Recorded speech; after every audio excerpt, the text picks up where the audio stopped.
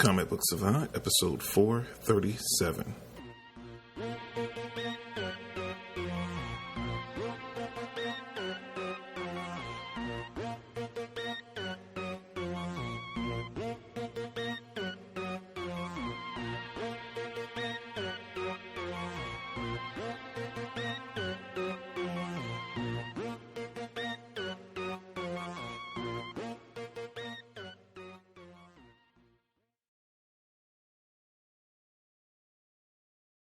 Welcome back to the Comic Book Savant podcast. I'm your host, James Harris. This episode is going to be my annual San Diego Comic-Con wrap-up episode where I go over all the news and announcements that I could dig up from the crazy week that was San Diego Comic-Con for 2019. Again, I don't normally do news-related kind of episodes, but this is the one time a year where so much is announced at one time during the course of the week. I like to go back and rehash some of the announcements, not all of them, but everything that I could dig up that I thought that might be interest to you guys. I do in this one episode to go over everything. Since it was so many announcements made, I'm just going to dive right into it right off the start this episode.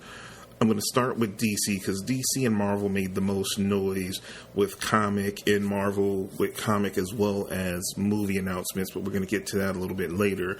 I'm going to talk about a lot of the different things that I took notes on the DC side that we have coming out. Now, I'm a huge fan of the DC animated movies. I've done reviews of them in the past. I still do reviews over on the Patreon for Patreon subscribers. I still do like all the recent animated movie reviews. I still do over there, but they made some announcements. Last year we had the anniversary up-res set for Batman the Animated Series that came out in October of last year. This year, since it's the 20th anniversary of Batman Beyond, they're getting the same treatment with a complete box set Blu-ray collection that's going to be coming out as well in October. So hopefully if this trend continues with these animated series, like maybe, next year we'll get maybe Superman or maybe Justice League. It's in the same kind of treatment. It'll be nice to see, them to keep that trend going that they started last year with Batman animated series. So it'll remain to be seen, but it's really good if you're a fan of the Batman Beyond that you'll be able to get the whole complete series up-res and Blu-ray. And all of them, I think all of the episodes are pretty much remastered. I think they said it was a few episodes that weren't because the masters were so damaged, but it's about 90% of the episodes were totally remastered in HD on Blu-ray. So, and I think also similar to like if you do the this big anniversary pack, you get the box set as well as you get like a Batman Beyond statue, similar to what they did like with the animated series. You got a beautiful box set, then you got some extra add-ins when you get the original collection, anniversary collection. So definitely, you probably should be able to pre-order that soon on like Amazon or any of your retailers. So definitely keep an eye out on that if you're a fan of the animated, the animated shows and you want that for your home collection. Then we saw an announcement where Joe Hill is getting his own line of horror comics over at DC, which is going to be called Hill House Comics. And he's going to have, I think, a line of 4 different books that's going to be coming out on that line. We know I'm not a big horror fan, but I know Joe Hill has, which is Stephen King's son. He's made his bones in comics now for the past, decade or more. And, again, I'm not a big fan of horror comics, but he's done extremely well. Lock and Key was a huge, success. They were trying to develop that for a TV show. They did a pilot for it even at one point. I don't know if it ever saw the light of day. And I think it went to another studio, and I think they're doing a show on one of the streaming formats coming up, if I'm not mistaken. You could correct me, in the comments if I'm wrong on that. But again, I don't keep up with a ton of horror. But I remember they did shoot a pilot for Lock and Key. Then that kind of fell through. but then I thought it shifted somewhere else for production. But again, he's going to have his own line of horror comics over at DC, which is kind of cool. We have a new Birds of Prey series coming from Brian Azzarello, who is one of my favorite writers. Love 100 Bullets. Loved his run on Wonder Woman. His Batman stuff, his Joker original graphic novel. Brian Azzarello is this really great writer. He's going to be paired with artist Emmanuel Lupacchino, Ray McCarthy, and Trish Mulvihill. And it's going to be set for fall release, so that's going to be interesting to see that take. It looks like the team is going to be more centered on Harley Quinn, Black Canary, and Huntress, similar to what we're going to see in the Birds of Prey movie that's going to be coming out next year. So it's only right that the comic team start reflecting what we're going to see in the movie. So I kind of feel like that's why this is gearing up for. Also, Scott Snyder announced his next Batman project is going to be a series of one-shots set in the dark multiverse, starting with the Tales from the Dark Multiverse Batman Nightfall issue 1. He's going to be writing that one. That's going to come out October 16th of this year. It's going to be 48 pages long, and it's going to retail for like $5.99. And they're going to do multiple one-shots. Another one is going to be written by Jeff Loveness, artwork done by Brad Walker and Lee Weeks. And that one is going to be Tales from the Dark Multiverse, The Death of Superman, issue 1. And that comes out October 30th of this year. Also 48 pages, same cover price of $5.99. And it's going to be some more to follow, but they had not made any other announcements on that. So that's going to be interesting. If you like Dark Knight's Metal and that whole universe and the Dark Knight that laughs, they're going to continue on and develop more in that universe with these series of one-shots on, I guess, these big events in our history, but seeing them on the dark multiverse side. So that's going to be kind of interesting. Also, Scott Snyder and Raphael Albuquerque are bringing their American Vampire series back to DC, and it's going to be on the DC Black Label imprint, and that's going to be launching early to mid 2020. So I know a lot of people are fans of that. I'm a huge Scott Snyder fan. Again, I'm not huge into horror, and since The Walking Dead ended, I guess that kind of ends my even flirtation with kind of any type of horror book whatsoever. Though I love his writing, I've never read, and at some point I probably will pick up the first American Vampire trade to see if I like it at all, because I really have enjoyed all Scott Snyder's like superhero stuff. So I'm going to give it a try at some point, but to this date, I haven't read it. I know that's really kind of made his name right before he got the shot at Batman, and people really were enjoying that American Vampire series. So at some point, I'll need to try it out. Also, there was an announcement made that Warren Ellis and Brian Hitch are going to have a new Batman 12-issue maxi series coming out this fall called The Batman's Grave. So that's going to be interesting. Warren Ellis and Brian Hitch always do great collaborations, so that's going to be really dope to see what comes from that. We also have a new Metal Men maxi series. It's going to be written by Dan DiDio, artwork done by Shane Davis and Michelle Dalecki. I don't know much about the Metal Men, so that might be cool. Also, it was a lot of Black Label announcements. We know that that DC kind of dissolved. They've retired Vertigo. They're still doing what was it, last year or the year before? They had all these other imprints like Wonder Comics. They're still doing it, but they're trying to simplify their branding by DC proper. They're still going to have like Brian Michael Bendis, he does Wonder, which is like Naomi, I think Young Justice, Wonder Twins are all under that, and they're going to keep that going with these little imprints. But they retired Vertigo, and they're really pushing their adult theme book with the DC Black Label. A lot of these announcements are all for titles coming off of through Black Label. A lot. Most of these announcements that I'm announcing, that I'm getting news of, are all Black Label.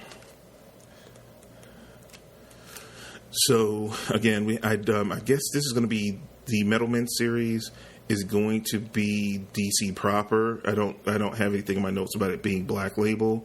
So that'll be interesting that they're doing something with the Metalmen. I've seen very little, of them. I think maybe in, was it Justice League cartoon, Justice League Unlimited or something like that. But again, it'll be interesting to see them kind of, brought into the DC universe proper. That might be something I might be interested in picking up because it's a team I don't know a ton about. Also on Black Label, we have Jeff Lemire and artist Dennis Cohen, and Bill Sienkiewicz is going to be doing a new question series called The Question, The Deaths of Vic Sage. That is set to come out November 20th of 2019. So that's going to be, I think this is a mini-series or a prestige kind of format. Black Label's kind of all over the place with the kind of formats, but these are like whatever the artists and the collaborators decide on. I don't have any notes here on what it is specifically. I think it is a limited series, but I don't know like if it's going to be 48-page issues or what at this point. But as I get more information down the road, I'll update some of these stories, especially this one. I like the question. So this one did catch my eye because I love Renee Montoya's question, and I love Vic Sage as well. It also was another announcement that Jeff Lemire and Andrea Sorrentino are going to be doing. I love their Green Arrow run that they did on Green Arrow proper some years ago. I mean, that was a really good run that they did. So I love them collaborating together. They're doing a book called Joker Killer Smile. That's going to be released October 30th of this year. So a lot of these Black Label books are going to be centered around that horror time of Halloween in October. So that, don't have too much longer to wait to get those books. Also, another Black Label book title was announced by Stepan Sichik. It's going to be a 3 oversized issue series called Harleen, which is telling a reimagined origin tale of Harley Quinn. So that's going to be kind of cool. I don't have a date here for that. I think they're aiming that for October as well. But I forgot. I didn't see. I wrote down a date, but that's going to be coming soon. Also through Black Label. Also, they've announced Tom King. People try to, knock Tom King. I like some of his writing. I've talked about it previously about Tom King. I don't hate on the dude. I think he's a talented writer, and I think he comes from a good place with, him introducing like mental stability and PTSD and stuff in his books. He caught a lot of flack for what he did in Heroes in Crisis. I'm not familiar because I just finished getting all the issues to the series, so I wanted to sit down after I had all the issues and read it and make a judgment for myself. But he won a ton of Eisners this weekend for, Mr. Miracle. Him and Mitch Gerard announced their next project was going to be Strange Adventures, which is going to be featuring Adam Strange, and that's going to be coming in 2020.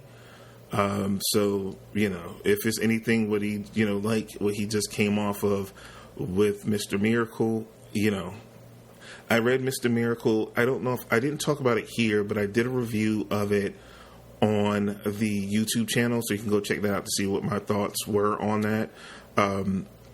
But if it's anything like that and it won all the Eisners it did, they might have another huge hit on their hands. So that'll be interesting to see. Again, don't know much about Adam Strange, so that might be cool if they do like a similar format to what they did with Mr. Miracle. I might pick it up once it's all collected in one volume where I could just read it and take it all in at once. Also, some announcements on the DC Universe side. We have Titan Season 2 coming. That's going to premiere September 6, 2019. So for all your DC Universe fans, I'm still subscribed to the service. I've been enjoying the shows. I got to catch up on so much stuff on there too, but I really enjoyed. I watched the whole first season of Titans, and I enjoyed it. So I'm looking forward to seeing what they do in season 2. And they had some teaser images revealed for Aqualad is going to be coming. We've seen some pictures of Deathstroke in costume, so it's going to be really interesting where they're going to be going with Titans in season 2. So I'm all gung-ho for that. They've also announced that Young Justice was renewed for a season 4, and season 4 is already in production, they said, and I think they even revealed the logo for it as well. So yeah, that's well in the in production. So I guess we probably will be getting that maybe sometime. Or, I don't know if they're going to break it up into 2 parts of a season like they did this year. So maybe they didn't say anything definitive at this point, but maybe we'll get that towards the summer of next year, maybe. But I'll keep you guys informed on when that gets a little bit closer, because we're still just getting the second half of season 3 being released now, so we still have some time for that to come around. Also, it was announced that Doom Patrol was renewed for a season 2, which was really dope. I haven't had a chance to watch Doom Patrol yet. Again, it's on my mounting queue of comic book shows that I need to get caught up on. So that's everything, all the big notes that I jotted down from everything that I could find. And it was kind of harder. It's getting harder and harder because Comic-Con is really tightening up. I know, like other conventions, and they didn't do it as much this year either. Like DC has normally been really good because they would stream a lot of their panels, and I could just watch them and pause them and take notes as I needed to. It wasn't as much of that as at Comic-Con because, a lot of people leak a lot of stuff. So they've really cracked down on what the publishers and fans can really do. So I got a lot of articles of as things were being kind of live tweeted. I was checking CBR and a lot of different comic book news sites to gather as much information to round up to put into this episode, so you guys didn't have to search all over the internet. Then you can get it all in one digestible piece into this podcast. So that's all the stuff I could find really related to DC that I thought that was of interest. It's it's kind of a weird thing, and I'm gonna and I can say this for both sides when it came to the comic book stuff. In previous years, I think I've been more excited coming out of doing these episodes for some of the announcements that were made on books that were coming. I feel like it's so many events and so much stuff going on right now. We got the Black Label, we got the Dark Multiverse. We have so much in both companies related to one event tying into another event. We just for Marvel, we just came out of War of Realms. Now I think Absolute Carnage is coming. Then they got the Jonathan Hickman House of X and Powers of X coming. I think it starts this week, next week. It starts soon.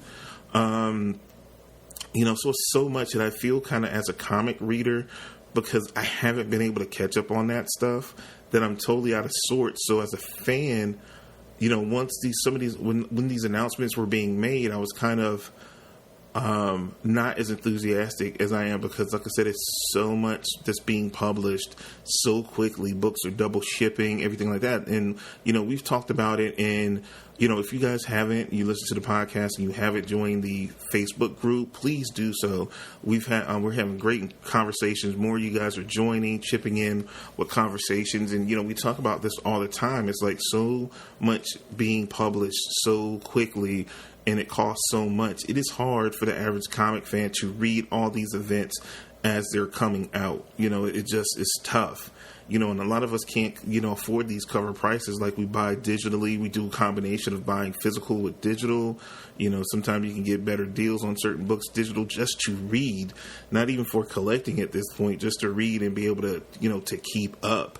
I know, it's hard, for me as well, between, the podcast, the Patreon, and the YouTube channel, just, creating content and trying to, read and review as much as possible. It's hard to keep up with it, and it can get very expensive. Thanks for you guys that contribute to the, Patreon, where it allows me to buy, a few more books. Plus, I'm subscribed to DC Universe and Comixology Unlimited, so that helps kind of let me, read as much as possible. But it's so much. We would need a team of people to read everything and report on it to keep up with it all. And like I said, I don't see it slowing down at all with just some of these things that were announced. So let's jump on to the Marvel side. We talked about the DC side of stuff. So Marvel and the comic side before we get into the movie announcements. Because that's going to be a whole big segment in itself. And then I'm going to break that out, and I'm going to do a whole nother episode probably next week talking about the movie slate in more detail and some of the other things, the announcements that were made. But let's start with the comic book stuff. So we do know it's going to be a whole new lineup of X-Men titles coming out of, spinning out of Jonathan Hickman's House of X and Powers of X. And I think that's going to be a 12-week thing between the two series, and coming out of that, they announced a whole slate of new X-Men books. We have X-Men that's going to be written by Hickman, and the artwork's going to be done by Lynn Francis Yu. And it's going to basically encompass every single X-Men ever in that book. So it's no set lineup or team to that. Then it'll be announced it's going to be an Excalibur book written by Teenie Howard, and artwork is done by Marcus Tao, or Tao. I think it's more pronounced Tao. I know him from DC. He used to do great artwork on the Red Robin series some years ago. That team is going to consist of a new captain, female Captain Britain, Richter, which I love from X Factor days and the Exterminators, Rogue, Gambit, Jubilee, and Apocalypse on the team. That's going to be very interesting. That one catches my interest just with the inclusion of Apocalypse on the team. And this is some of my favorite X-Men characters. I always loved Richter as a character. Rogue is one of my favorite female X-Men characters from the comics. I've always loved Gambit, and I've loved their relationship. I've always loved Jubilee from back in the day, being a fan of the 90s cartoon, and even before that of her in the comics. So that's really dope. That team is really just, the team is what's sparking me to want to pick up that book and check it out. Next is going to be a book called Marauders. It's going to be written by Jerry Duggan. Artwork is done by Matteo Loli, and this team is going to consist of Kitty Pryde or Kate Pryde, Storm, Emma Frost, Pyro, Bishop, and Iceman. And this one is like a swashbuckling. It looks like they're on a boat. She's like the Kate Pryde is like the leader, and they have like swords, and they're like on the seven seas. It looks different. Again, all of this is spinning out of what's going to be happening House of X and Powers of X. So it just looked different and interesting and a little weird all at the same time. Next, we're going to have New Mutants. It's going to be written by Jonathan Hickman. I think the first arc is going to be co-written by Jonathan Hickman and Ed Brisson. And then Brisson's going to be taking over the book going forward after the first arc. Artwork is going to be done by Rod Reyes.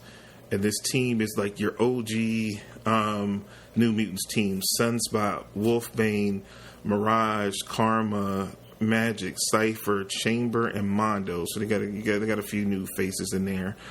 So that's going to be interesting. And I always loved the New Mutants from back in the early 80s when I first was getting into comics, as in my really reading comics heavy in like that 9, 10, it was X-Men and it was New Mutants, and I related to New Mutants more because they were like they were my peer group at that time.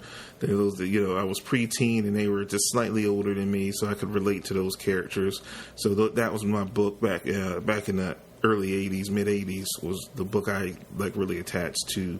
That New Teen Titans over at DC, those were my heroes at that time.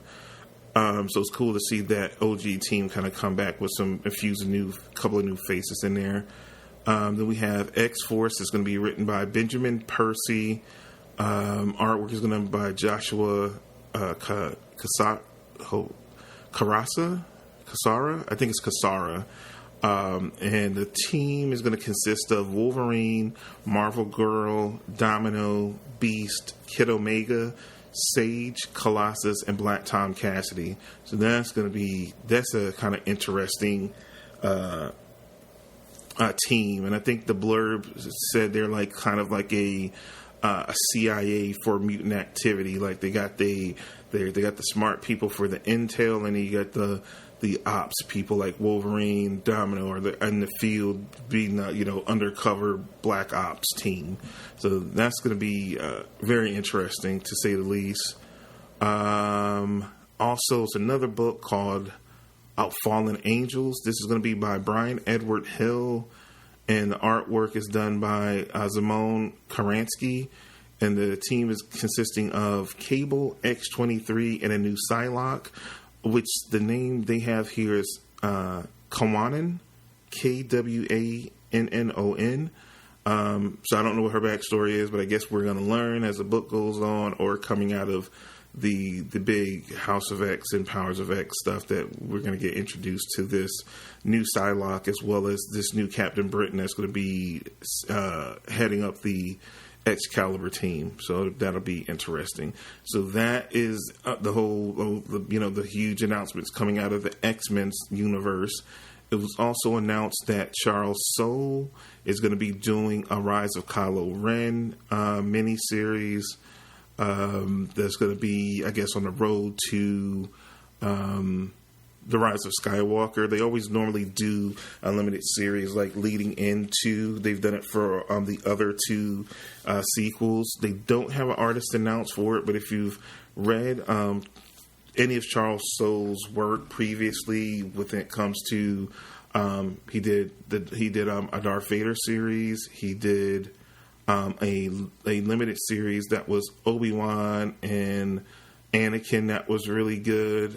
He's really done some good work, and I think he just finished a run writing the Star Wars book. I think he took over for Aaron after Aaron left. So he has a real good, and he's done some other minis in the Star Wars universe. He's really been knocking it out the park. He's one of my favorite writers when it comes to a writer that you could trust in that world. So it'd be interesting to see what artists they have come on board with it, and to see how that shapes out. But we still have some time. But that is definitely coming. And he did a teaser image of like a cover, but again, it's no main artist announced for the book to work on the book with him as of yet. Now, when we get to the movie slate, now this is just like crazy, because I anticipated that we were gonna get that that information dropped finally here, and boy did they ever. Like, Kevin Feige came out swinging, and then he dropped the mic with a bombshell. So what we got for the slate coming up, and this is the slate completely for Phase 4. This is locked in what we have, and it encompasses not just movies, but also the Disney Plus shows as well. So here's what we have on the timeline that he revealed. Next summer, which I did predict this correctly, Black Widow is going to be the movie coming out May 1st, 2020. That's the Black Widow movie. They even showed a trailer there in Hall H. Didn't get a chance to see that, of course, but I heard nothing but good things about it. So that's coming. After that, in November 6, 2020, we have the Eternals dropping, which I thought that was going to be further down the road. So that's going to be amazing that the Eternals is going to be the two movies that we're going to get in 2020, Black Widow and Eternals. Then we come back in February 12th of 2021, we're going to have Shang-Chi, and they did introduce the actor, I think Sam Liu, Canadian actor. He's was just cast like the week before Comic-Con, less than a week actually. He has a title role as Shang-Chi, and the title of the movie is going to be Shang-Chi and the Legend of the Ten Rings. So we're going to get the legit Mandarin in this movie, they said. Awkwafina is going to be starring in a movie as well, in an undisclosed role, and a lot of other Asian actors. So I do like the diversity that they're really, focusing in on getting Asian actors to play these roles, because, we've had a whole thing about misrepresentation and not enough diversity in Hollywood. So I'm glad we're going to do that. And the same thing about the Eternals cast. The Eternals cast is crazy. They had the whole cast come out, and it's Kamal Adjiani, Millie Bobby Brown, Angelina Jolie, so many people in that movie. So there's a lot of big diversity in that cast as well. So it's dope that we're having that as well. And again, Shang-Chi and the Legend of the Ten Rings drops February 12th of 2021. Then May 7th, 2021, we have Doctor Strange and the Multiverse of Madness. Then in November 5th of 2021, we're going to have, so in 2021, we're going to have 3 movies. We're going to have Thor, Love and Thunder, and that's going to be the end of Phase 4. So Phase 4 is going to be a tight, 2-year window. Now, before, they released dates going all the way to 2022. I'm going to talk about that in a minute. But with all that being said, we have the Marvel Plus shows. We have Falcon and the Winter Soldier that's going to be fall 2020. Then we're going to have Hawkeye was announced. They brought out Jeremy Renner. That's official. That's on Disney Plus. It's going to be dropping fall 2021. We're going to get introduced to Kate Bishop. They even said they're also going to show some of Hawkeye's time as Ronin that we didn't get a chance to see in Avengers Endgame during the series as well. Loki is going to be coming spring of 2021 on Disney Plus. We also have WandaVision spring 2021, and they cast adult Monica Rambeau. I can't talk today, but little baby Monica from Captain Marvel. They cast the adult version of her that's going to actually be in that series. We don't know what her capacity is going to be in the film. And they said that Wanda's going to be an integral part in the May 7th, 2021 Doctor Strange in the Multiverse of Madness. She's going to play a huge role in the WandaVerse series in spring 2021 is going to lead directly into that film. So, we all wondered what importance that these shows were going to play, but they're again, we know for a fact he confirmed that WandaVision leads directly into, so we're probably going to get it right before that the lead up to Doctor Strange comes, and it's going to tie in and continue the story in the Doctor Strange movie. So they do have plans of using these characters back in the movies. They're not just going to be relegated to the Disney Plus series. So that's very encouraging. And Feige talked about how important these are, and they're going to be like mini movies. I think most of these shows are going to be 6 to 8 episodes, so 6 to 8 hour movies, so they can really flesh out and develop these characters that haven't had the time in the previous movies to get their just due, and then they can then switch back over to the movies and they could be built up even more. So that's going to be really dope. And the last Marvel Plus series they talked about was the What If animated series. That's going to be coming summer of 2021. But again, the TV shows, the Disney Plus shows are sprinkled in between these movie releases. So there's going to be so much content for us to consume via the movie theater and at home on Disney Plus, which we got. Disney Plus is launching November 20th of this year. So as soon as 2020 starts rolling around, we're going to start getting these shows, and as these movies drop, it's basically like movie show. And we don't know, he said it's going to be a lot of surprises and things that we don't expect. So we don't know how these shows will tie into the movies that are going to be in or around them at this point. But we do know, he did confirm it was tying with WandaVision and Doctor Strange, which is I'm really encouraged to hear that. So it was a lot of stuff. And I'm going to dig deeper into next week's episode where we really break down that slate. And it was some other announcements made before he left. He announced that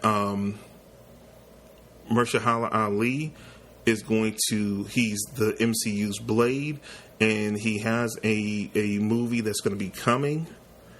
And he confirmed that it will be a Fantastic Four reboot movie coming, but it's not going to be in Phase 4. Like I said, everything that was announced that I just read off is all consisting of what is Phase 4 that is locked in. Feige has said Phases 4 and 5 are totally locked in, and he already knows what the next big crossover event's going to be. is just for us to find out. Like I said, they only released what slate, what 4 is, but he did confirm that it is. We already know it's a Black Panther 2 being worked on. We already know he said it's going to be a Captain Marvel 2. So we got Blade as well, and we have did I count everything? Fantastic Four reboot, Blade, Black Panther 2, Captain Marvel 2. Yeah. So we know those movies are out there too. So, and I'm assuming they will play in the Phase 5, but we're going to dig into that in next week's episode where we just dedicate it to all of the movie thing. And it's still some reports coming out from all the different announcements that were made in Comic-Con. So anything related to movie-wise will be covered in next week's episode when we take a deeper dive in the whole just Marvel Cinematic Universe and what does all this mean going forward, and what are we going to be looking forward to with all these movies being announced and we have dates attached to them. Are you going to be really excited? Are you getting fatigued with the comic book movies or the MCU? So it'll be an interesting conversation. But I just wanted to get this episode out to cover as much as the news as possible. It was, I didn't see a lot of articles about the independent publishers. I wasn't trying to leave them out. I think it was less information about indie comics in this Comic-Con than it been in a while, because when I did these previous episodes, I did talk about some of the other indie publishers. I know it was a panel done by Kirkman. He was kind of bidding farewell to The Walking Dead, and he answered a lot of questions, and he thought he was going to get a lot of hate for ending the series, but he actually, I saw a couple of reports that I think IGN did, that it was like fans really responded well and showed him a lot of love and support. We don't know what he has up his sleeve for his next project. We do know he's running a very successful branch of Image comic books with Skybound, and he has so much stuff going on over there. So it'll be interesting to see what will come next. What will his next title be? He still has Oblivion song that's going as well. So, he always keeps plates spinning. So that was one little tidbit that was from an independent publisher that happened during Comic-Con. But that's all I have for you guys for this episode of Comic Book Savant. I hope you guys enjoyed. Like I said, I try to give you as much rundown as possible. I might have forgot some things. I might have didn't see some things. So please don't hold it against me. I try to cover it as best I could.